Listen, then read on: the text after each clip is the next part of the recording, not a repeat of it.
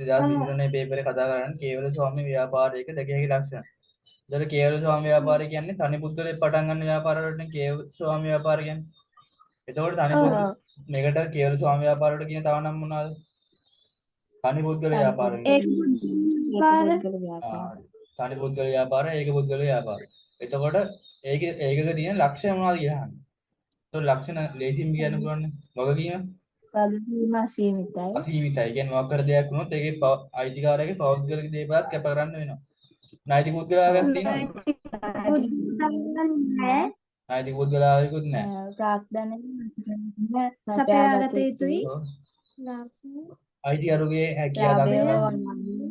ඔව් ලාභය කොහොමද? ලාභයේ අයිතිකරුට තනියම අලාභයක් આવොත් ඒත් එයාට තනියම භුක්ති දෙන්නේ නැහැ. මේ විදදරා ගන්න යනවා. ඔන්න ඔහොම ටිකක් තියෙනවා. ඊට පස්සේ පාසනම් ප්‍රකාශ සත්‍යද අසත්‍යද යන්න දක්වන්න. ව්‍යාපාර සංවිධාන අයිතිය අනුව පෞද්ගලික හා පොදු අංශ ලෙස වර්ග කෙරේ.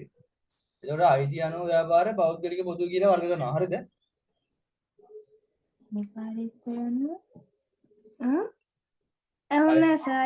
ව්‍යාපාර සංවිධාන අයිතිය අනුව පෞද්ගලික හා පොදු අංශ ලෙස වර්ග කෙරේ. හරිද? හරිද? නෑනේ හිමිකාරීත්වය ඔව් හරි හිමිකාරීත්වය කියන්නේ අයිතියනේ. මේ එතකොට ව්‍යාපාර සංවිධාන වර්ගීකරණ නිර්ණායක තුනක් තියෙනවා. මොනවාද? ව්‍යාපාර සංවිධාන වර්ගීකරණ කරන නිර්ණායක තුනක් තියෙනවා. මොනවාද ඒ තුන? අරමුණ අනුව හිමිකාරීත්වය අනුව පරිමාණය අනුව අරමුණ අනුව කියන්නේ අපි ලාභයක්ද ලබා ගන්න ලාභ නැතුව සමාජයට මොකක් කර උදව් කරන්න සමාජ සුබ සාධනයට කරන් යන්න කියන එක. හරිද? ඒක තමයි අරමුණ අනුව කියන්නේ. ඊට පස්සේ හිමිකාරීත්වය යනවා. හිමිකාරීත්වය අනුව කියන්නේ අයිතිය අනුවනේ. හිමිකාරීත්වය කියන්නේ කාටද අයිති කියන එක. දැන් අපි ඒක බෙදන්නේ කොහොමද කොටස් දෙකකට? හිමිකාරීත්වය කොහොමද කොටස් දෙකකට ගන්නේ? පෞද්ගලික අනිත් එක පොදු පොදු. පෞද්ගලික පොදු කියන්නේ අයිති කාටද? පෞද්ගලික අංශයටද අයිති? අයිතිය පොදු අංශයටද? අයිතිය රජයටද අයිති කියන එක මතනේ. එතකොට මේක අයිතිය ඈ. හිමිකාරීත්වය කිව්වොත් අයිතිය කිව්වොත් එකයි. ඊට පස්සේ අරමුණ හිමිකාරීත්වය ඊළඟ පරිමාණය. ඒතර පරිමාණය අනුව ව්‍යාපාර සංවිධාන කොටස් කීයක් තියෙනවද? දෙකයි. මොනවාද? සුළු හා මධ්‍ය පරිමාණයි මහා පරිමාණයි. එතකොට ඒක සුළු එකක්ද මහා එකක්ද කියලා බලන්න පාවිච්චි කරන නිර්ණායක තියෙන හතරක්. මොනවාද? කතා කරා හතරක් වගේ ප්‍රධාන වශයෙන්. ප්‍රාග්ධනය බල ශක්ති පරිභෝජනය බල ශක්ති පරිභෝජනය සේවක සේවක සංඛ්‍යාව අනිත් එක වෙළඳපොළ කොටස. ඔය හතරනේ. ඊළඟට ඊළඟ ප්‍රශ්නේ අභ්‍යන්තර පරිසර සාධක අධ්‍යයනය තුළින් ව්‍යාපාර අවස්ථා හා ශක්තියන් හඳුනා ගැනීම. අභ්‍යන්තර පරිසර එතකොට අභ්‍යන්තර පරිසරය අධ්‍යයනය කිරීම මොනවද අපිට හොයාගන්න පුළුවන්? ශක්තියින් දුර්වලතා. ශක්තියනුයි දුර්වලතාවය. ඔව් ව්‍යාපාරය ඇතුළේ තියෙන අවාසිදායක තත්ත්වයන් වලට කියව ශක්තිය කියලා. ව්‍යාපාරය ඇතුළේ තියෙන අවාසිදායක තත්ත්වයන් වලට කියව මොනවද? දුර්වලතාව කියලා. දැන් මේ කියන්නේ මොකද? අභ්‍යන්තර පරිසර සාධක අධ්‍යයනය කිරීමෙන් ව්‍යාපාර අවස්ථා හා ශක්තියන් හඳුනා ගැනීම. ශක්තියින් එන්නේ ඇතුළෙන් තමයි. ඒවට අවස්ථා කියන එක ඇතුළෙන් එන්නේ. බාහිර පරිසරයෙන්. බාහිර පරිසරයෙන්. එතකොට ව්‍යාපාරයෙන් පිටත එන වාසිදායක තත්ත්වයන් වලට කියන මොනවද? අවස්ථා කියලා. ව්‍යාපාරයෙන් පිටත තියෙන අවාසිදායක තත්ත්වයන් වලට කියන මොනවද? තර්ජන. හරිද? තේරුණානේ? අවුල නැහැ.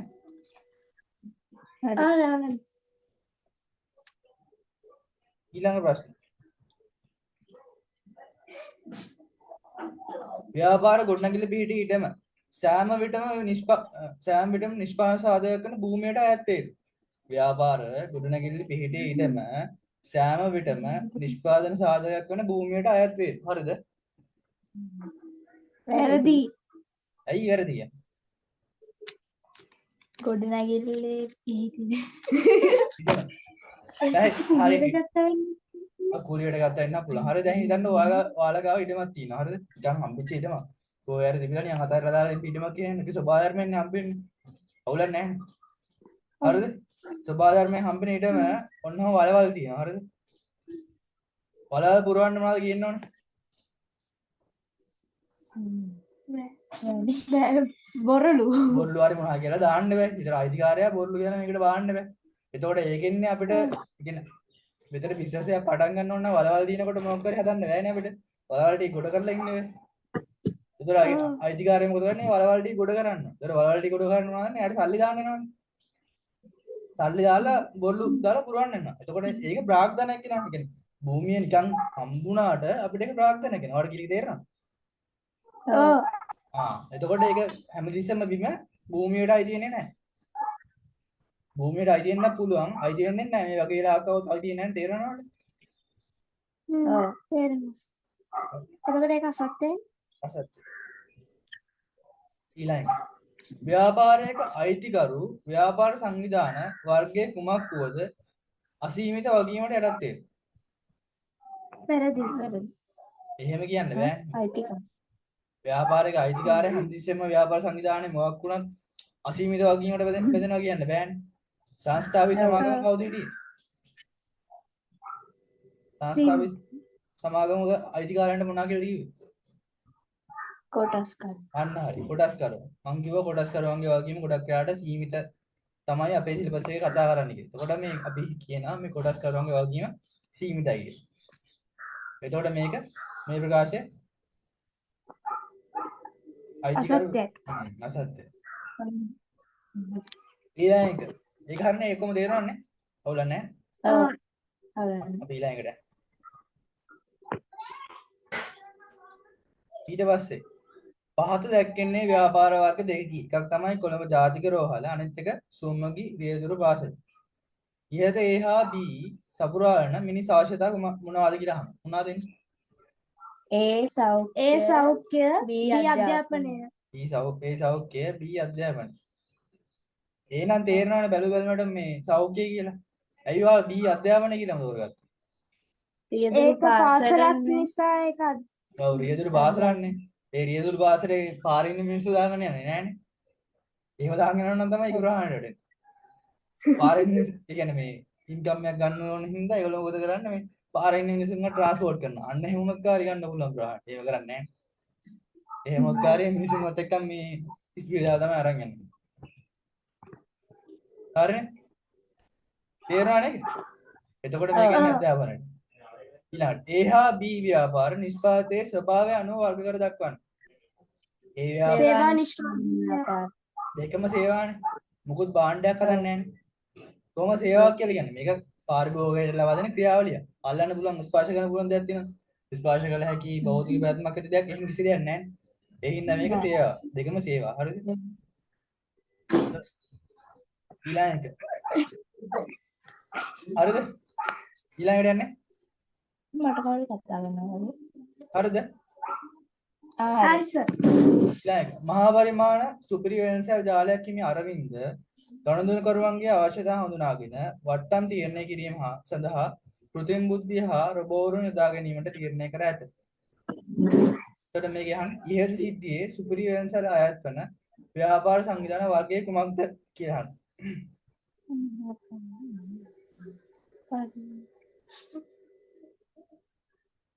සායි කියන්නකෝ.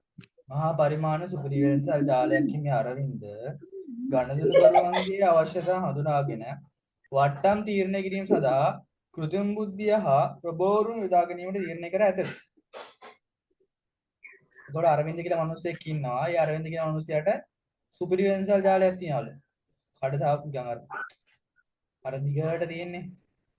මාකට් එකක් වෙයි දිනවලු. එතකොට ඒකේ මේකේ අහනවා ඉහත සිද්ධියේ සුපිරි වෙනසල් අයත් වෙන ව්‍යාපාර සංවිධාන වර්ගයේ. ඔයාලා හිතා ගන්න පුළුවන් මේක දැක්කම මොන ව්‍යාපාරයක්ද කියලා.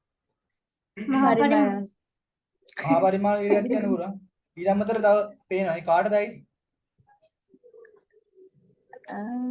අරවින්දට විතරයි අයිති. ඒ කියන්නේ තනි එකන්ට අයිති. ඒක මොන ව්‍යාපාරයද? තනි පුද්ගලයා. තනි පුද්ගලයා. මේ මහා පරිමාණ සුපිරි වෙනසල් ජාලයක් හිමි අරවින්දට විතරයි තියෙන්නේ. ගණදුනුකරුවන්ගේ අවශ්‍යතාව හඳුනගන්න. තනි පුද්ගල කියලා කියන්න පුළුවන්. මහා පරිමාණ කියන එකටත් දීලා තිබ්බ මතකද? බලමු මාර්ගින් එක. ඊළඟට ඉහත සිද්ධියේ තුල ඇතුළත් තාක්ෂණික පරිසර සාධකයක් ලියන්න. මේකේ තියෙන තාක්ෂණික පරිසර සාධක මොනවද? කෘත්‍රිම රොබෝවරුන් කෘත්‍රිම බුද්ධිය හා රෝබෝට් යොදා ගැනීම. ඔව්. එතන ඒක තමයි ලියන්නේ. කෘත්‍රිම බුද්ධිය හා රෝබෝට්. බලමු මේක දීලා දෙන්න ආන්සර් ෂීට් එක.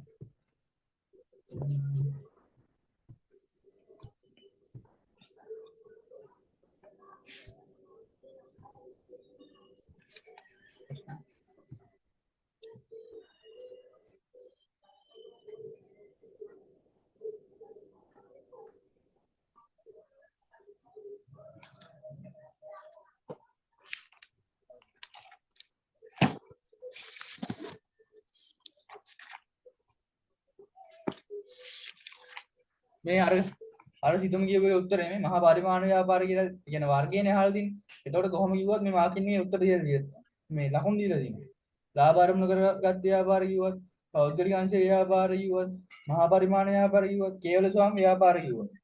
හැබැයි කියලා නෑනේ මෙන්න මේ ව්‍යාපාර සංවිධානය මොකද්ද කියලා. ඒ කියන්නේ සංවිධාන වර්ගය මොකද්ද කියන්නේ.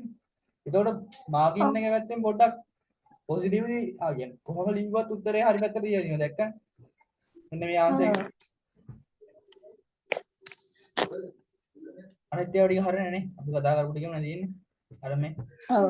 අර පුද්ගල ව්‍යාපාරයක ලක්ෂණ තියෙනවා. ඊට පස්සේ අර කතා කරපු සත්‍ය ටික. ඊට පස්සේ සෞඛ්‍ය, අධ්‍යාපනයේ, සේවා සැපයීම ව්‍යාපාර ඔන්න ඔය ටික තියෙනවා. ඒ ටික තේරෙනවන්නේ? ඔව්. පළවෙනි කොටසට යන්න අපි. පළවෙනි කොට. මේක අපි කියවගෙන යද්දී වැදගත් පොයින්ට් වලට ඉඩක් කරගන්න. මොකද මේක ගොඩක් ලොකුයිනේ.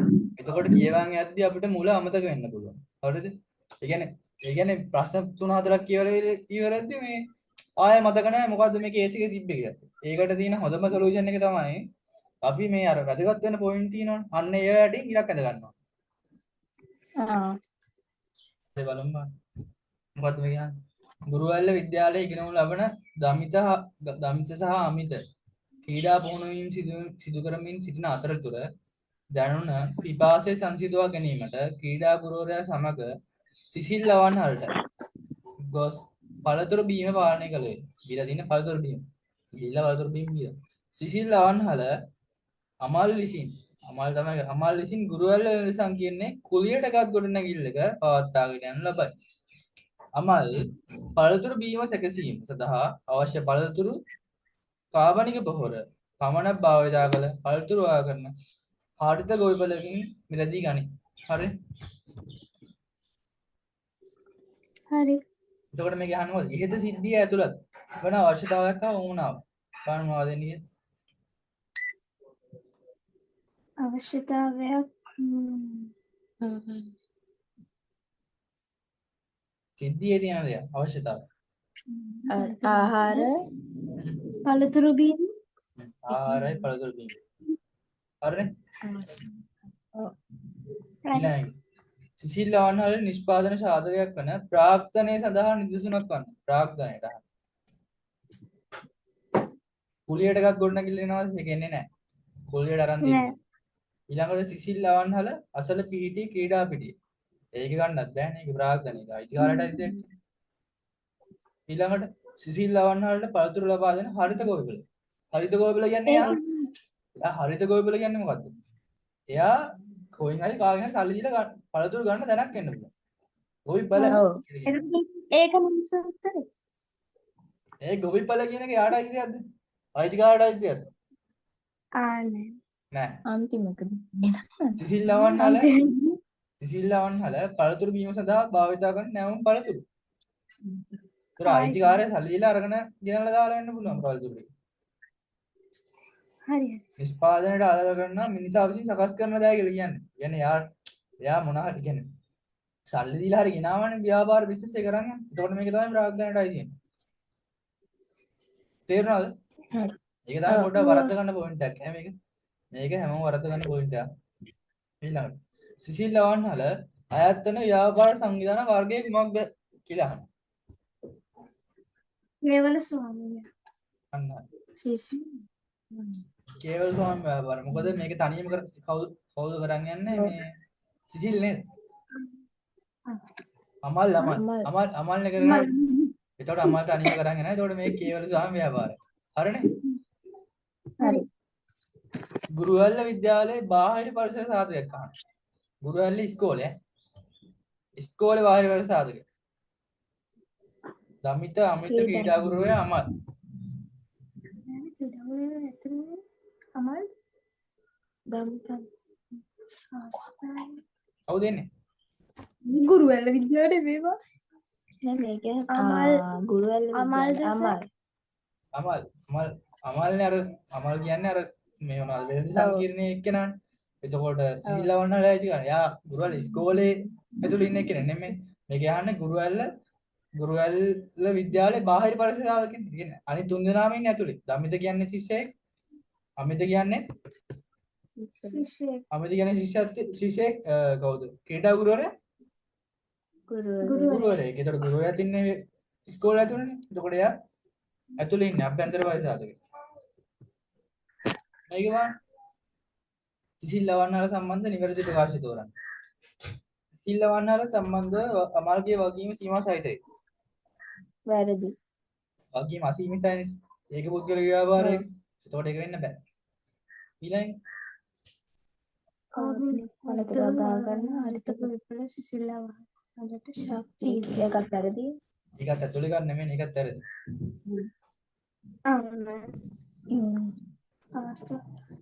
සිසිල් ලවන්නාල පළතුරු වගා කරන ලබන හරිත පොත්පතේ ඒක හරිද? හරිනේ. ඒක කියන්නේ නැහැ. සිසිල් ලවන් දැන් මෙතන සිසිල් ලවන්නාල අලය කරන ලබන පළතුරු බීම අලය කරන මිශ්‍රය පවර්ධනය. නෑනේ. මෙතන අපි අලය කරන මම නිකන් කියන්න හරියද? අපි මේ අලය කරන්නේ කොටස් හතරක් කතා කරනවා. කියන්නේ ඔයාලගේ එක නෑ නිකන් මම ඔලුවට දාගන්න විතරයි කියන්නේ. හරියද? වැඩි ගණන් ගන්න එපා තේරෙන්නේ නැතුව. හරියද? ඒ කියන්නේ 4PS කියලා එකක් ඉගෙන ගන්න. කියන්නේ අලය කරන කියන පාඩමේදී ක්ලාස් එකේ.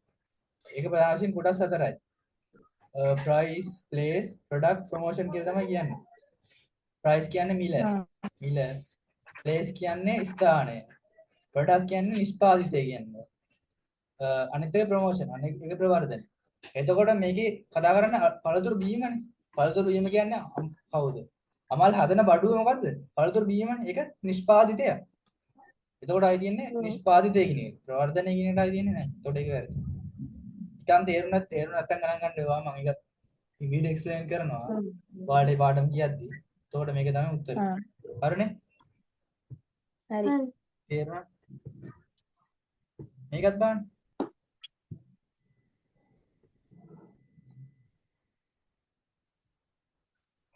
ව්‍යාපාර නාම හා ව්‍යාපාර සංවිධාන වර්ග කිහිපයක් පහත ඔබේ දැක්කේ.